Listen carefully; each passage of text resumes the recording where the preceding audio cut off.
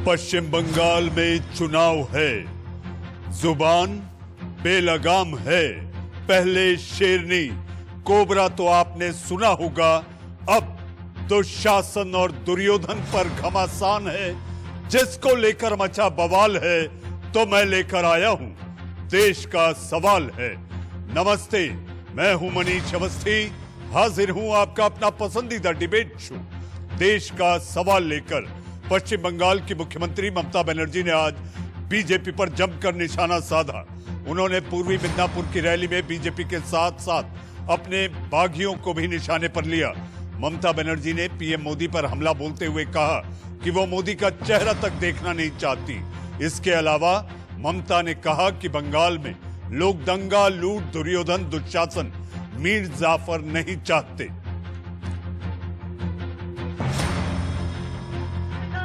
BJP के विदाई दो, चाइना चाइना, बीजेपी के चाइना चाइना चाइना, मोदीर मुख दर्शन करते चाइना चाइना चाइना, নোটবন্দি চাইনা চাইনা চাইনা, দাঙ্গা চাইনা চাইনা চাইনা, লুঠেরা চাইনা চাইনা চাইনা, দুর্যোধন চাইনা চাইনা চাইনা, দুঃশাসন চাইনা চাইনা চাইনা, মির্জাফর চাইনা।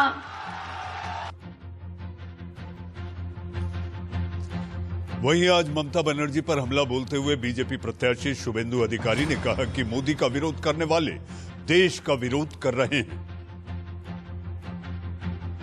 मोदी जी तो चुना हुआ प्राइम मिनिस्टर है, करीब करीब 3/4 मेजोरिटी उसके पास है। मोदी जी के खिलाफ बोलना, डेमोक्रेसी के खिलाफ बोलना, मोदी जी के खिलाफ बोलना भारत माता के खिलाफ बोलना आता है। ममता जी तो पाकिस्तान और बांग्लादेश में तो वैक्सीन नहीं निकला, तो मोदी जी का वैक्सीन ही तो लेना पड़ेगा।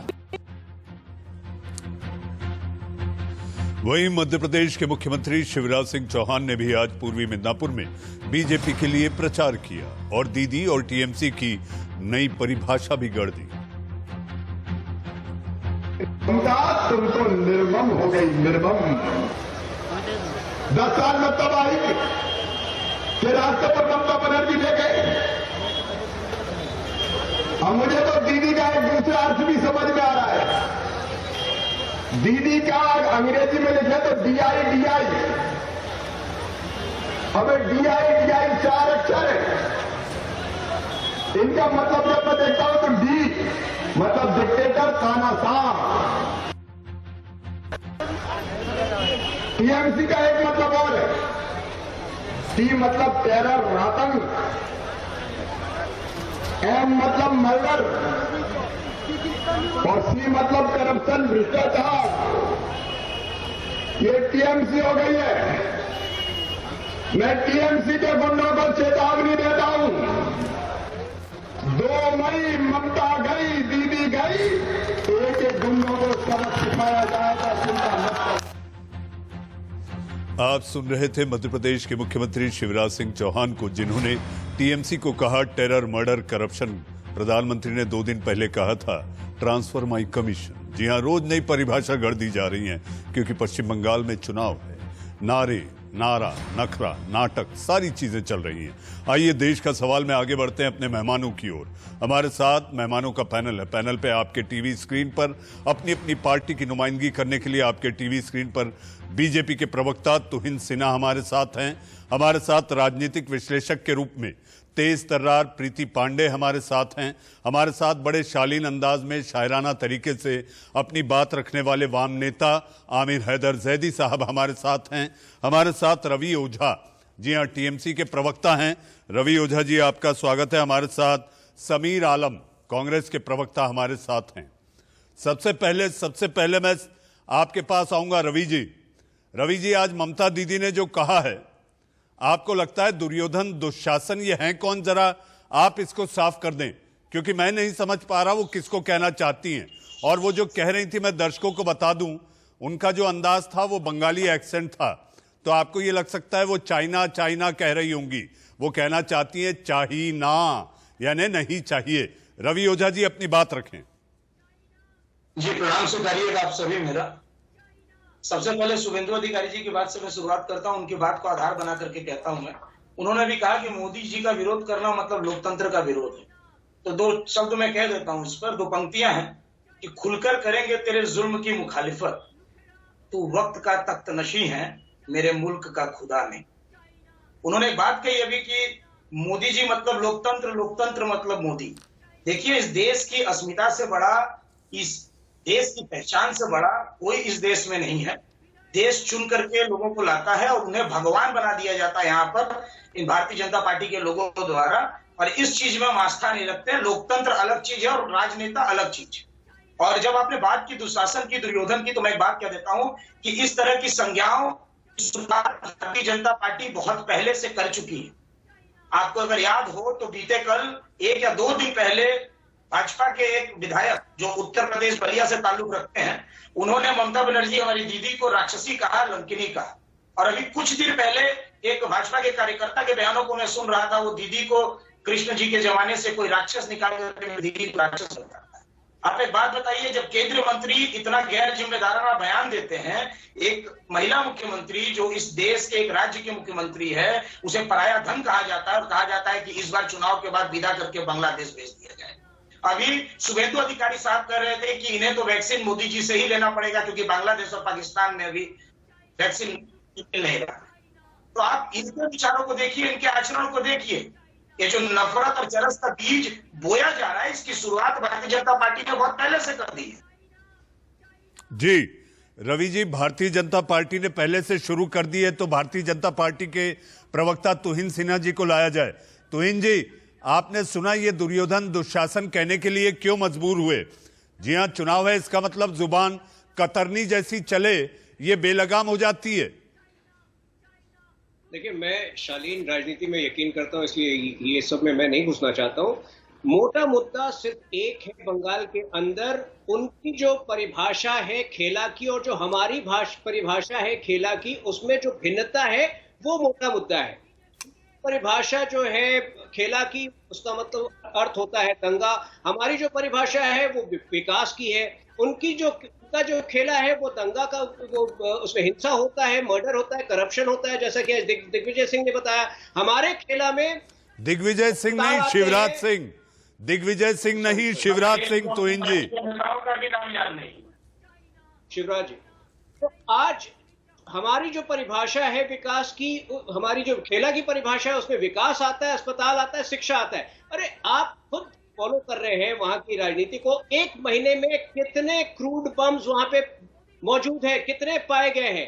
तो ये कौन सा विरासत, हिंसा का कौन सा विरासत जो है ममता जी पिछले 10 साल से प्रिसाइड ओवर कर रही थी, और आज जो है वो एक इलेक्शन मैनिफेस्टो निकालती है जिसमें ऐसा प्रतीत हो रहा है कि पहली बार वो सत्ता में आने वाली है। 10 साल में जब वो जॉब्स नहीं दे पाई, नौकरियां नहीं दे पाई, आज वो बढ़ बढ़ के प्रॉमिस कर रही है। रवि ओझा आ रहे हैं आपके पास, रवि जी आ रहे हैं। लेकिन दिखाने के लिए क्या है उनके पास? एक जख्मी, उनका खुद का जख्म, जिसमें अभी तक ये नहीं पता चल पाया कि वो जख्म आखिर लगा कैसे है। उनकी कल्पना थी वो अटैक कैसे लगा था। तो मेरे ख्याल से जो विरासत, एक हिंसा की विरासत, करप्शन की विरासत दीदी 10 साल से चलाती आई है, अब उसके खात्मा का वक्त आ गया है। और वो चाहे दुशासन कहे, दुर्योधन कहे, कुछ भी कहे, जनता ने मन बना लिया है। 2 मई दीदी गई, 2 मई दीदी गई। रवि ओझा जी, जरा तुहिन सिन्हा जी को बता दीजिए, और देश का सवाल देख रहे दर्शक जानना चाहते हैं कि आप लोगों ने आखिर कितने स्कूल और कितने अस्पताल बनवाए हैं? ये जो नारा इन्होंने दिया 2 मई दीदी गई, तो भोजपुरी में वो नारा हम दे देते। वही भाजपा बंगाल में जमीन खोई। और अब आगे बात सुन लीजिएगा। खेला होगे में जब आपने बात की है तो आपको बता देता हूं कि खेला होगे का अर्थ क्या है तृणमूल कांग्रेस के कार्यकर्ताओं के लिए और बंगाल के लोगों के लिए। साहब, जब हम खेला होगे की बात करते हैं तो जितने प्रकल्प ममता बनर्जी ने पश्चिम बंगाल में पिछले 10 साल में दिए हैं, हम उसके बल पर एक लोकतांत्रिक खेल की बात करते हैं। हम कन्याश्री की बात करते हैं, हम शिक्षा श्री की बात करते हैं, हम जुबोश्री की बात करते हैं, हम खाद्य साथी की बात करते हैं, हम स्वास्थ्य साथी की बात करते हैं, हम बांग्ला आवास योजना की बात करते हैं, हम निर्मल बांग्ला की बात करती है। और अगर आपको कन्याश्री के बारे में नहीं पता है तो यह आपका दुर्भाग्य है, क्योंकि कन्याश्री नामक प्रकल्प ने केवल भारत में नहीं बल्कि पूरे विश्व में अपना झंडा लहराया है। आपको अगर सबूत साथी के बारे में नहीं पता है तो ये बंगाल का दुर्भाग्य है, क्योंकि सबूत साथी ने भी पूरे विश्व में अपना झंडा लहराया है। और सुन लीजिएगा, जब आप जॉब्स की बात करते हैं तो एमएसएमई की एक रिपोर्ट आती है जो केंद्रीय एजेंसी ही देती है। जिस गुजरात मॉडल को आप लोग बंगाल में थोपना चाहते हैं, एमएसएमई की रिपोर्ट के अनुसार में पश्चिम बंगाल बहुत ऊपर है दूसरे पायदान पर और गुजरात छठे पायदान पर। जब वामपंथियों ने शासन छोड़ा था पश्चिम बंगाल में तो करीब 34.5 लाख लघु उद्योग यहाँ पर थे और पिछले 10 साल में अब करके करीब 90 लाख के करीब हम पहुंच चुके हैं। 1.5 करोड़ से ज्यादा नौकरियां दी जा चुकी हैं। और साहब अभी बम का बात कर रहे थे, साहब अभी बम की बात कर रहे थे तो एक बात बता देता चाहता हूँ। ओझा जी आपने जितना जी साउथ 24 परगना में गोसावा नाम की एक जगह है, रिपोर्ट उठा करके देख लीजिएगा, ऑन रिकॉर्ड है कि वहां पर बम बनाते हुए एक भारतीय जनता पार्टी का कार्यकर्ता मारा गया। उसके बाद में माननीय गृह मंत्री पश्चिम बंगाल पर आरोप लगाते हैं कि यहाँ जगह जगह पर बम बनाने की फैक्ट्रियां हैं। जब आरटीई किया जाता है तो गृह मंत्रालय से रिपोर्ट आता है कि हमारे पास में सूचना जी जी रवि ओझा जी, रवि ओझा जी, आपने जिन कामों को गिनाया है और जिन कामों को लेकर आप जनता के बीच जाएंगे, बीजेपी का मैनिफेस्टो यानी कि संकल्प पत्र रविवार को आएगा और मुझे ऐसा लगता है कि जितने आपके दावे हैं उससे दोगुने दावे और संकल्प के साथ बीजेपी भी आएगी। रवि भाई बने रहिए, तुहिन सिन्हा आप भी बने रहे हमारे साथ। प्रीति पांडे हैं। प्रीति, आखिर चुनाव के समय जुबान कतरनी जैसी चलने लग जाती है, दुर्योधन, दुशासन, कोबरा, शेरनी, फिर बात आती है कोई लंकिनी, डाकिनी, शाकिनी, न जाने ये सारी बातों का इस समय आपको लगता कि अपने कामों को लेकर जाना चाहिए, लेकिन इस समय जो जुबानी तलखी बढ़ी हुई है इसको लेकर आपको लगता है कि जो वोटर है वो चाहेगा कि नेता इस तरह की बातें करें? मनीष जी, देखिए, भारत में राजनीति का स्तर दिन पर दिन बहुत गिरता गया है। इसका सबसे बड़ा एग्जाम्पल आपको याद होगा कि चौकीदार चोर है, एक बहुत बड़ा ट्रेंड इस देश में चला था देश के प्रधानमंत्री के लिए। फिर बंगाल से कभी कभी डेमोक्रेसी को थप्पड़ मारने का या मोदी जी को थप्पड़ मारने का बाद में उसमें सफाई भी दी जाती है। तो इस देश में चाहे मुख्यमंत्री की कुर्सी पे आप बैठे हो, चाहे प्रधानमंत्री की कुर्सी पे बैठे हैं, दोनों तरफ से, चाहे बीजेपी हो, चाहे टीएमसी है, चाहे कांग्रेस है, चाहे आम आदमी पार्टी है, सबको बोल रही हूं मैं, स्तर इतना गिरा देते हैं कि जब देश का युवा इस राजनीति को देखता है तो वो कंफ्यूज हो जाता है कि जो पढ़ लिख के संसद में बैठे हुए जिस तरीके से वो जबान का उपयोग किसी को आपस में गाली गलौज पे देते हैं, वही पार्टी के लोग जब टीएमसी में रहते हैं तो वो बहुत अच्छे रहते हैं, वो टीएमसी से बंगाल बीजेपी में चले जाते हैं तो टीएमसी के लोग उनको डाकू, डकैत, चोर, बहुत सारी चीजें कहते हैं। Same goes with BJP. BJP में अगर आप हैं तो बहुत अच्छे हैं, बीजेपी के बाहर आप दूसरे राज्यों में चले गए, दूसरे किसी पार्टी में चले गए तो बहुत बुरी।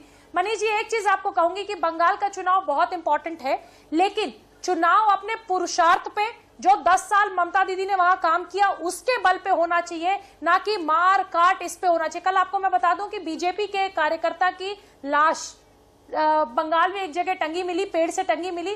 जो इस तरह की चीजें बंगाल में होती है वो चुनाव में हर बार बंगाल में देखी जाती हैं। और एक नई चीज मैं आपको बताती हूँ कि आप देखिए ना कि बंगाल में जो बार बार ये लोग कह रहे हैं कि हमने जो काम किया है उस बिना पे हम अपना वोट मांगेंगे, एक भी पार्टी बंगाल में जो काम किया उस नाम पे तो वोट ही नहीं मांग रहा है। सारे के सारे कोई चंडी पाठ कर रहे हैं, कोई राम जी को याद कर रहा है, कोई कलमा पढ़ रहा है, कोई मंदिर जा रहा है, कोई मस्जिद जा रहा है, लुभाने के लिए वो सारी चीजें की जा रही है। लेकिन मनीष जी, एक सवाल तो उठता है, बहुत बड़ा सवाल ये उठता है कि 10 वर्षों तक जब आपको चाहे राम जी के नाम से आपको परहेज हो, चाहे राम का नाम लेने वालों पे ममता दीदी गाड़ी रोक देती हैं, उन पे थूकना शुरू करती हैं, उनके पर कार्रवाई शुरू कर देती हैं और अचानक से चंडी पाठ करने लगती हैं, तो एक युवा भी सोचता है कि वही दीदी हैं जो 10 साल तक कंफ्यूज थी, 10 साल तक राम का नाम नहीं लेती थी। अरे आप आज मंदिर जा रही हो तो सवाल उठेंगे ना, आप घुसपैठियों पे इतना प्रेम और ममता दिखाती हो तो सवाल उठेंगे ना।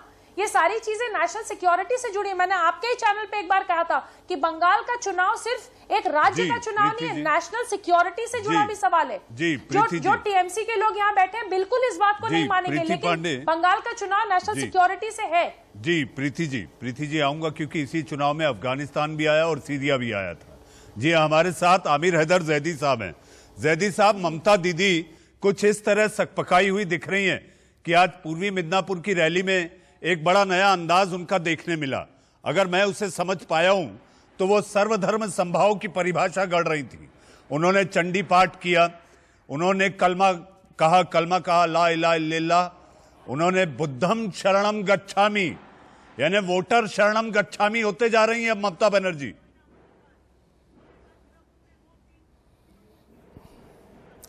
अवस्थी जी, देखना सुनना व सच कहना इन्हें भाता नहीं। देखना सुनना व सच कहना इन्हें भाता नहीं। कुर्सियों पर अब वही बापू के बंदर आ गए। कोई राम को दुर्गा से लड़ाता है बीजेपी वाले, और कोई दुर्गा को राम से लड़ाता है। ये देखने की बात है, कोई सच कहने के लिए तैयार नहीं है। कोई एक गैंग दूसरे गैंग पर अटैक कर रहा है। बीजेपी के लोग बैठकर डिबेट में कहते हैं कि ये चुनाव नहीं लड़ रहे, धर्म युद्ध है इनके लिए। तो मैं इनसे एक सवाल करता हूं कि भाई साहब, अफगानिस्तान का तालिबान जो जिहाद करता है, सीरिया का तालिबान ISI जो जिहाद करता है, हिंदुस्तान का तालिबान उसे धर्म युद्ध कहता है। या तो इसका मतलब बता दें। दूसरे एक चीज और है, हम बहस किस पे कर रहे हैं? कोई किसानों की बात करने को तैयार नहीं है कि किसान दिल्ली की ड्योढ़ी पर बैठा है। वो क्यों बैठा है? हम बात करते MSP की बात करते तो वो मोदी के खिलाफ होती है। जो मोदी के खिलाफ बोलेगा वो देश के बेरोजगारों के साथ खड़ा हुआ नजर आता है। जो मोदी के खिलाफ बोलेगा वो देश के बैंकों के साथ खड़ा हुआ नजर आता है। ये पिछले 7 साल के अंदर बीजेपी ने क्या काम किए बंगाल में गिना दे, और ममता बनर्जी ने 10 साल में क्या काम किए वो ममता बनर्जी गिना दे, नहीं गिनाने को तैयार है। बीजेपी और ममता बनर्जी के कार्य मैं गिना देता हूं।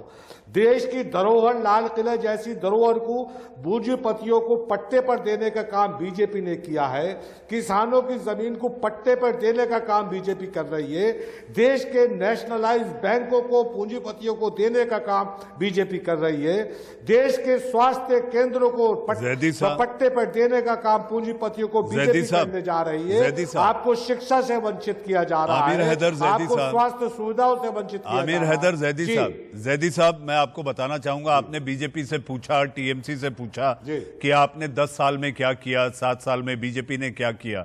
ये तो अभी भी राख आलाप रहे हैं कि 3 दशक तक जो आपने किया उसके कारण पश्चिम बंगाल की स्थिति है।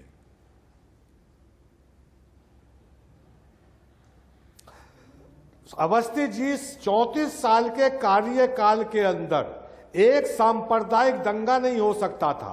जब ममता बनर्जी बीजेपी वालों के लिए दुर्गा का अवतार होती थी तो ये मोटरसाइकिल पे, स्कूटर पे घुमा करती थी। आज बीजेपी का राष्ट्रीय अध्यक्ष की औकात नहीं है कि वो बुलेट प्रूफ गाड़ी से भी कहीं जा सके बगैर सुरक्षा घेरे के अंदर। तो बंगाल के अंदर इतना परिवर्तन 10 साल में लाइए दुर्गा की अवतार। तो बीजेपी वालों को तो ममता बनर्जी की तस्वीर अपने कार्यालय में लगानी चाहिए। अगर बीजेपी वाले दुशासन और दुर्योधन है तो दुर्योधन और दुशासन की देवी जो है वो ममता बनर्जी है। इसमें कोई शक की बात नहीं। आमिर हैदर जैदी साहब पर रिबटल दे तो मैं आगे समीर आलम जी के पास चलूं। तुहिन सिन्हा पूछ रहे हैं पिछले 7 सालों में क्या काम किया। क्या आप मानते हैं कि बंगाल जो है वो भारत का हिस्सा नहीं है? जो काम हमने किया वो बंगाल पर भी उतना ही लागू होता है। स्वच्छ भारत जहां 39% जो सैनिटेशन कवर था 100% है। जनधन योजना 7 काम गिनाइए देश को आज। अरे आप अनभिज्ञ हैं या आप ये बताइए नोटबंदी की, बंगाल बताइए नोटबंदी की, बताइए GST लागू की जिससे देश कंगाल हो गया। बताइए ना नेशनल हाईवेज का जो स्ट्रेच है 50% में 40% RDX कैसे पहुंचा? ये अर्णव गोस्वामी से पूछिए ना, 30 क्यों करोड़ बचा रहे बैंक अकाउंट खोले गए। बताइए ना। आज उज्ज्वला योजना के तहत 10 करोड़ लोगों के घर में गैस कनेक्शन आए। ये चीजें आपको नजर नहीं आती है क्योंकि आप गरीबों से कोई वास्ता नहीं रखते। गरीबों का शोषण करते आए हैं। अब आप बोल चुके हैं किसानों की जमीन पट्टे में दी, आपकी बारी हो चुकी है, दे दिया। अगर आप एक प्रगतिशील इकोनॉमी में प्राइवेटाइजेशन का अर्थ नहीं समझते तो यह आपकी अनभिज्ञता है। जो इकोनॉमी को आगे बढ़ना है, जो इकोनॉमी को प्रगतिशील होना है, वो अपने प्राइवेट फंड पूंजीपतियों का 2013 में प्रधानमंत्री के भाषण सुनिए, वो ये कहते थे कि अगर डॉलर की कीमत बढ़ती है, रुपए की कीमत गिरती है, तो समझ लो प्रधानमंत्री भ्रष्ट होता है। आमिर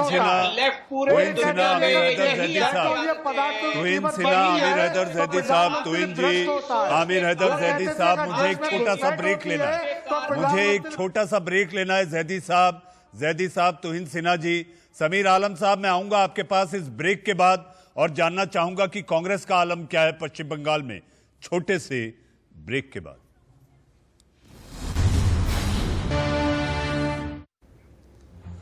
एक छोटे से ब्रेक के बाद देश का सवाल में आपका फिर एक बार स्वागत है और हमारे साथ मेहमानों का पैनल बना हुआ है। हमारे पैनल पर रवि ओझा, टीएमसी प्रवक्ता, हमारे साथ आमिर हैदर जैदी साहब, वाम नेता, हमारे साथ समीर आलम, कांग्रेस के प्रवक्ता, हमारे साथ प्रीति पांडे, राजनीतिक विश्लेषक, और बीजेपी के प्रवक्ता तुहिन सिन्हा हमारे साथ हैं। भाई समीर आलम, बड़ी माफी के साथ आपसे कहना चाहूंगा कि बहस के पहले पड़ाव में मैं आपको शामिल नहीं कर पाया, लेकिन इस समय हम जानना चाहते हैं कि कांग्रेस का आलम क्या है पश्चिम बंगाल में। सियासत का आलम तो आपने सुन लिया, लेकिन अब कांग्रेस का आलम क्या है? देखिए, कांग्रेस का आलम पश्चिम बंगाल में बहुत अच्छा है, और जिस तरह गाली पे गाली हो रही है, टीएमसी के मंच से जिस तरह गाली दी जा रही है, बीजेपी के मंच से जिस तरह गाली दी जा रही है, बंगाल की जनता बहुत दुखी है, परेशान है कि जब इतना बड़ा त्योहार पर्व चल रहा है लोकतंत्र का, वहां पर कोई नेता कहता है प्रधानमंत्री को बोलना, लोकतंत्र को बोलना, मतलब डेमोक्रेसी प्रधानमंत्री को बना दिया गया। मैंने प्रधानमंत्री डेमोक्रेसी है, इतनी चमचामू मैंने अपनी जिंदगी में नहीं की। और वही नेता, जो नेता कल को गाली देते थे मोदी जी को, आज उनके कव्वाली गा रहे हैं। तो ऐसे नेताओं का क्या है जो सिर्फ और सिर्फ अपने फायदे के लिए दल बदलते रहे, अपना चोला बदलते रहे। तो ऐसे नेताओं को लेकर बीजेपी कोई खास फायदा करने वाली है नहीं बंगाल में। और रही बात टीएमसी की, तो टीएमसी 10 साल के शासन में वो जिस तरह गुंडा राज पूरे बंगाल में, जिस तरह गुंडा राज चल रहा है, सिंडिकेट राज चल रहा है, इन्होंने बहुत सारे अपनी योजनाएं गिनाए। मैं इनसे कहना चाहता हूँ कि शारदा के घोटाले में ममता बनर्जी ने कहा था कि सबका पैसा वापस दिया जाएगा, क्या अभी मिला? काटमनी फिरोज जीते हो गए, क्या उनको मिला? आप देख लीजिए, जो इलेक्ट्रिसिटी पूरे हिंदुस्तान में सबसे महंगा कहीं है तो बंगाल में, उसके लिए ममता बनर्जी ने कहा था 2011 से पहले मैं अगर सरकार में आऊंगी तो गोयनका को सबसे पहले यहाँ से हटाऊंगी। आज देख लीजिए 8 रुपए से ज्यादा पर यूनिट यहाँ पर ये है। तो मतलब महंगाई, गुंडागर्दी, महिला सुरक्षा यहाँ नहीं है। मैंने हर एक तरह से मैं देख रहा हूँ कि सरकार चरमराई हुई है, जिनका कुछ भी काम दिख नहीं रहा। तो ऐसी हालत में जनाब समीर आलम, आपने सारी बातें गिना दी, लेकिन इस समय आपके नेता, जो बड़े नेता हैं, वो पश्चिम बंगाल शायद नहीं आ रहे हैं या नहीं पहुंच पाए हैं, क्योंकि पहले दौर के वोटिंग का समय करीब आ रहा है। समीर साहब आपके पास आएंगे, हमारे साथ रवि ओझा जी हैं। तुहिन जी, आपसे और रवि ओझा जी से मेरे सवाल हैं। रवि ओझा, मुझे एक बात आप समझाइए, जो मैं समझना चाहता हूं ओझा जी, वो ये कि मीर जाफर का भी जिक्र किया है दीदी ने, जो बीजेपी में चले गए वो गद्दार और मीर जाफर, और जो बीजेपी से आपके यहां आ गए वो कौन?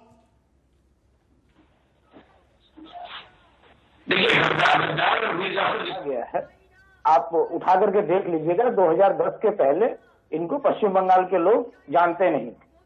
किसी पार्टी से छोटे मोटे पार्षद हुआ करते थे, उसके बाद ममता बनर्जी का हाथ पाकर उनकी सरपरस्ती में बंगाल की राजनीति में कितना बड़ा नाम बने, और उसके बाद निजी महत्वाकांक्षाओं की पूर्ति के लिए इस तरीके से दल को धोखा दिया और ममता बनर्जी के विश्वास को इन्होंने छोड़ा है। तो इनके लिए कोई और संज्ञा उपयुक्त नहीं होगी, ये बिल्कुल सही संज्ञा है। और देखिए, बीजेपी से जो लोग हमारे दल में आए हैं, जो कोई भी आए हैं, 1-2 व्यक्ति, उसमें एक पूर्व केंद्रीय मंत्री हैं जिनको इतने समय से भारतीय जनता पार्टी ने हाशिए पर रखा था। ये मैं नहीं कहता हूं, यह पूरा भारत कहता है, आप उठा करके देख लीजिएगा। और आप कहें तो समीर आलम साहब के जवाब दे देता हूं। समीर आलम साहब तो मुझे याद आ गई है, फिर कह देता हूं। कि वो भोजपुरी में कहावत है कि सुपवा बोले तो बोले, छलबियों बोले जो ना में 72 वो छे। ठीक, ये लोग अपने चेहरे पर एक घोटा लगा करके पश्चिम बंगाल में चल रहे हैं। आप बोलिए कि जब गठबंधन ये करके चुनाव लड़ते हैं तो विधानसभा का चुनाव गठबंधन में लड़ते हैं, रवि ओझा जी, लोकसभा का चुनाव रवि ओझा जी ये भी बता दीजिए, जो मैं आपसे एक बहुत छोटा सवाल पूछा था क्योंकि मुझे सारे मेहमानों के पास जाना है, बहस का आखिरी पड़ाव है, समय कम है। भाई रवि, मुझे ये बता दीजिए कि जो बीजेपी से आपके यहाँ आ रहे हैं वो कौन है? स्पष्ट रूप से कह दिया कि ये लोग, जो लोग बहुत समय से भारतीय जनता पार्टी में हाशिए पर पड़े हुए थे, आप देख सकते हैं कि माननीय, जिनको मैं अपने श्रद्धा सुमन के पुष्प अर्पित करता हूं, आडवाणी जी, जो एक भारतीय जनता पार्टी में एक बहुत बड़ा नाम है, उन्हें कैसे साइड कर दिया, किनार कर दिया इन लोगों ने। जनरल अटल बिहारी वाजपेयी उनका अंदरूनी मामला है भाई रवि, वो उनका अंदरूनी मामला है, वो उनका अंदरूनी मामला है। मैं तो केवल आपसे ये पूछ रहा था कि अगर जो बीजेपी में जा रहे हैं आपसे छिटक कर, चाहे शुभेंदु ले लें, राजीव बनर्जी ले लें, वो गद्दार और मीर जाफर, और जो वहां से आपके यहाँ आ रहे हैं ये कौन है? आप केवल उन्हें सम्मानित नेता कह रहे हैं क्योंकि आपके यहाँ आ रहे हैं। जी हमारे साथ प्रीति पांडे। प्रीति पांडे, ये कैसी रीत, जिससे प्रीत हो गई वो हमारा अपना, और जो आपको छोड़ के चला गया वो गद्दार?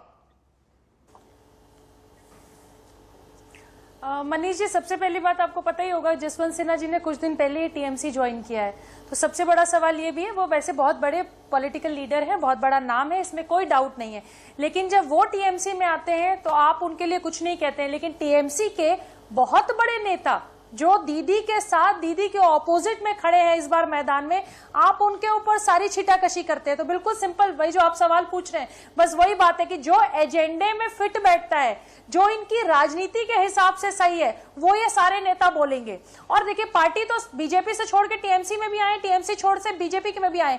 एक चीज और, अभी आपके पैनल पे जो कांग्रेस के प्रवक्ता है वो डेमोक्रेसी की कुछ बात कर रहे थे। इनकी खुद की पार्टी में डेमोक्रेसी नहीं है, इनकी पार्टी में खुद के बहुत सीनियर लीडर, G23, इनको पता ही होगा, बहुत सारे लोग, गुलाम नबी आजाद से लेके बहुत सारे बड़े लोग, जो कांग्रेस में गड़बड़ियां हो रही है, जब उसमें ठीक करने की, मेरी बात, अरे इसका मतलब आप गुलाम नबी आजाद साहब को बड़ा नेता नहीं मानते? आप गुलाम नबी आजाद को बड़ा नेता नहीं मानते? आप नहीं मानते कि कांग्रेस में उन्होंने अपनी पूरी जिंदगी कांग्रेस को दी? आप नहीं मानते कि गुलाम नबी आजाद ने अपने जीवन के 40 वर्ष 50 वर्ष आपकी पार्टी को दिए? आप गुलाम नबी आजाद को छोटा नेता मानते हैं? आप G23 में जो बड़े नेता, सुन लीजिए, G20, अरे तो उनको बोलने का अधिकार नहीं है क्या? उनको बोलने का अधिकार नहीं है? अगर पार्टी में कुछ गड़बड़ हो रहा है या पार्टी में कुछ ऐसी चीज हो रही है जिससे मेरी एग्जैक्टली, मैंने इसीलिए आपसे कहा, मैंने अभी टीएमसी की बात की तो टीएमसी के लोग चुपचाप सुन रहे थे, बीजेपी के लोग चुपचाप सुन रहे थे, लेकिन कांग्रेस के लोग ये सुनने को ही, आप डेमोक्रेसी की परिभाषा समझिए, आप समझिए, आप लोगों की पार्टी जो बर्बाद हो रही है और कम पार्टियों में सिमट रही है, उसका कारण ये कि डेमोक्रेसी नहीं है। आप लोग सुनना नहीं चाहते कि क्या गड़बड़ हो रहा है। आपके खुद के, मेरी बात सुनिए, ये शब्दों पे आप सुनिए, प्रीति जी, चुनाव का माहौल है, प्रचार जारी है, शब्दों की बाजीगरी चलती रहेगी, शब्दों की बाजीगरी चलती रहेगी, चुनाव प्रचार का दौर है, ऐसे में शब्दों की बाजीगरी, जुबानी तर्क होना, ये सारी बातें और जुबानी जहर उगलने का सिलसिला भी जारी रहेगा। आमिर हैदर जैदी साहब, आमिर हैदर जैदी साहब, आमिर हैदर जैदी साहब, आमिर हैदर जैदी साहब, हम करें तो लीला, हम करें तो लीला, आप करें तो कैरेक्टर ढीला, आप करें तो रासलीला। जो नेता आपके यहाँ गए वो गद्दार, हमारे यहाँ आए वो सब कुछ ठीक है।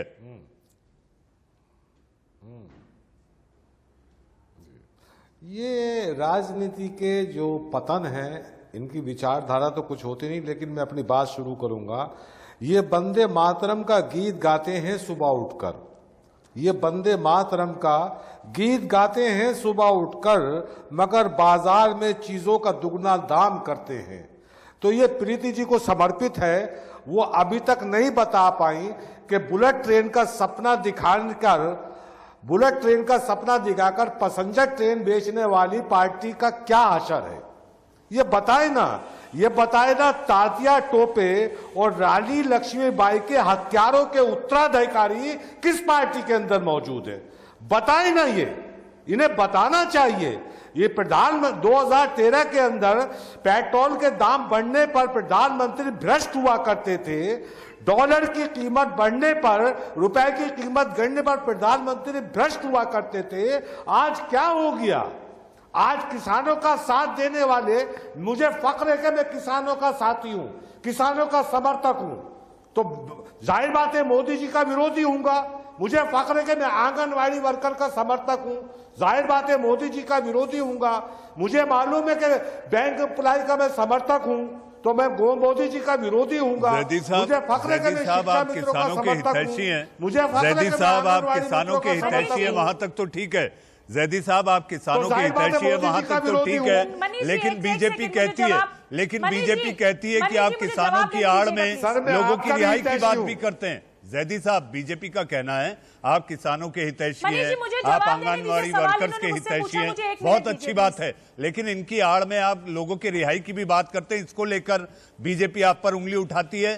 प्रीति जी, मेरे पास समय कम है और तुहिन सिन्हा को लाना है, प्रीति जी 10 सेकंड में अपनी बात कहें तो मैं तुहिन जी के पास जाऊं। मैं बता देता हूं, उसका जवाब मैं बता देता हूं। सर, जब प्रज्ञा ठाकुर को छोड़ा जाता है, कर्नल पुरोहित को छोड़ा जाता है, असीमानंद को छोड़ा जाता है, हम जब भी सवाल करते हैं किस कानून के तहत छोड़ा जाता है?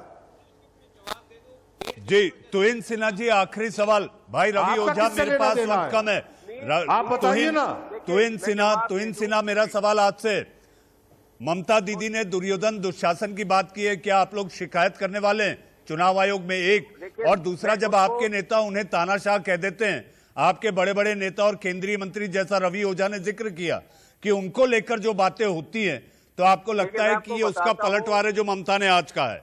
देखिए, मैं आपको बताता हूँ मीर जाफर कौन होता है। मीर जाफर वो होता है जो अपने वोट बैंक के लिए इलीगल माइग्रेंट्स को बंगाल के अंदर बसाता है, और वो इलीगल माइग्रेंट्स जो है वो बशीरहाट में, मालदा में और अनेकों जगह पे राइटिंग करते हैं और उन्हें खुली छूट दी जाती है। मीर जाफर वो होता है उनका एक मंत्री जो खुलेआम कहता है, जब एक पाकिस्तान से एक मेहमान आता है उनके पास, उसको खुलेआम कहता है कि आइए मैं आपको तुहिन जी माफी के साथ, मेरे पास समय कम है, मेरे पास वक्त कम है, मुझे ये बहस खत्म करनी है। तुहिन सिन्हा, आमिर हैदर जैदी साहब की सजा हुई थी, आमिर हैदर जैदी साहब, तुहिन सिन्हा, समीर आलम, प्रीति पांडे और हमारे साथ रवि ओझा, आप लोग जुड़े, आप सभी का बहुत बहुत धन्यवाद। लेकिन जाते जाते आपसे ये जरूर कहना चाहूंगा, रोज तस्वीरें बदलेंगी, रंग बदलेगा, ये सियासत है, सियासत का गुणधर्म है रंग बदलना। जी हाँ, लेकिन वोटर जो है उसके सामने ये सियासत वाले वोटर शरणम गच्छामि। देश का सवाल में आज के लिए बस इतना ही। अब वक्त है एक छोटे से ब्रेक।